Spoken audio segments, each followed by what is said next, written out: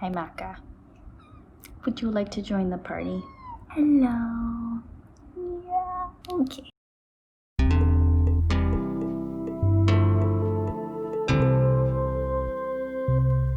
So today I wanted to talk about agriculture because it is a huge part of sustainability, and I love me some plants. So here we go. When you think about agriculture, you are probably thinking about large-scale, capital-intensive agriculture that is characterized by the use of GMO seeds and manufactured pesticides, herbicides, and fertilizers. It's also usually monoculture, meaning fields of only a single crop, and it's also usually quite mechanized. The problem with this kind of mechanized monoculture is that it trends towards growing cash crops for export, which decreases the food security and food sovereignty of farmers.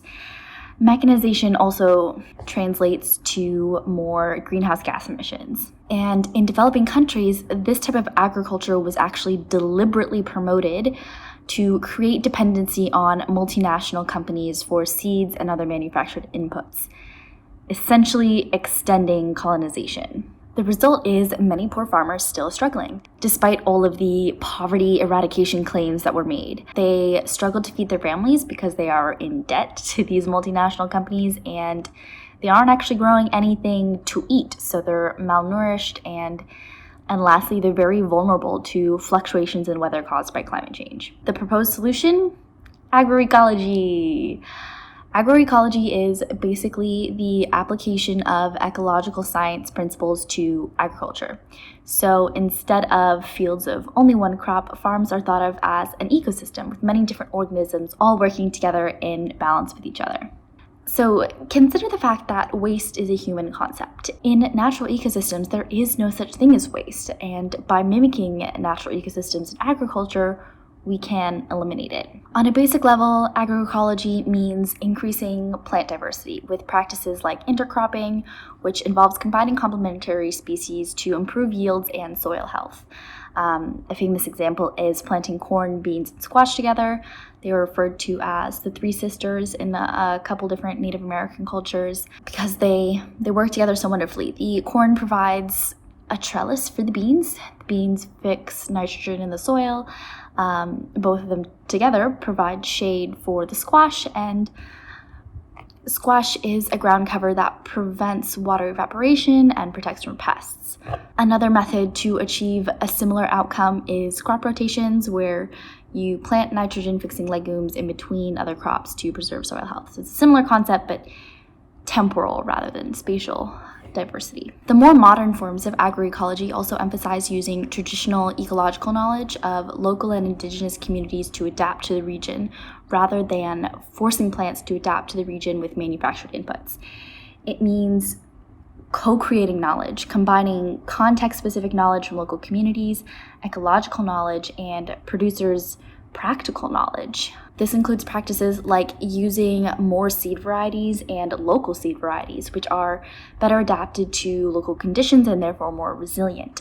Using a greater number of seed varieties also increases the chances that one will survive in a particularly abnormal year, whether that be wet or dry, as opposed to monoculture, where the entire crop would die and the farmer would have zero income. This is especially important as climate change increases the frequency of these kinds of abnormal events, such as droughts and flooding. Traditional ecological knowledge also often includes knowledge of local solutions to manage pests and disease, negating the need for manufactured inputs.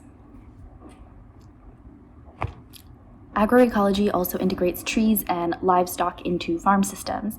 So animals often eat what humans won't or can't, like ruminants can digest grasses that we can't. Animals will often eat what humans won't or can't, like ruminants can digest grasses that we can't. Pigs will eat anything. So they can turn what would be agricultural waste into manure, which acts as fertilizer. In rice fish systems, for example, fish not only fertilize but also eat pests, so you get bonus there, and then you can also obviously eat the fish. Agroforestry is great for similar reasons to intercropping. Planting nitrogen-fixing trees and shrubs increases soil health and reduces the need for manufactured fertilizers. Plus, their roots help prevent erosion, which is becoming a bigger problem with climate change, as well as their branches providing shade, which reduces the evaporation of water, and some crops just do better with indirect light. Trees also provide outputs of their own, such as fruit, nuts, medicine, and of course, at the end of their lifespan, wood. In Costa Rica, there's actually an example of two brothers who were basically called crazy by family and neighbors for planting trees on their coffee farm.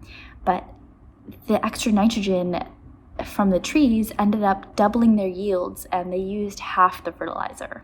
In Kenya, agroecology principles have helped farmers increase yields by as much as 200 to 400%, with 70 to 90% less water and purchasing 50 to 100% fewer inputs.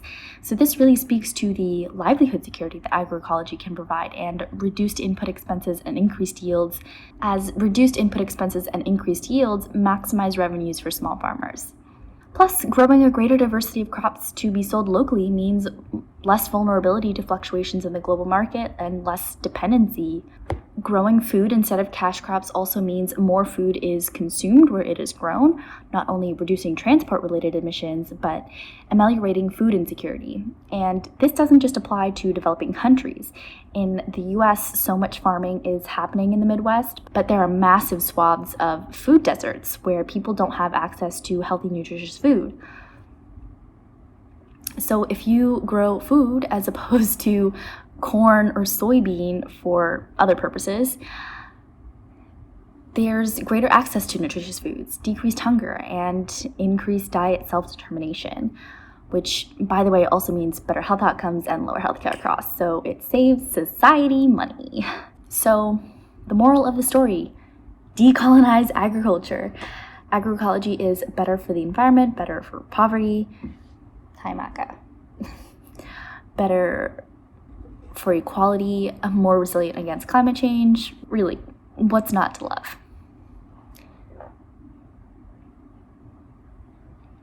This cat, you guys.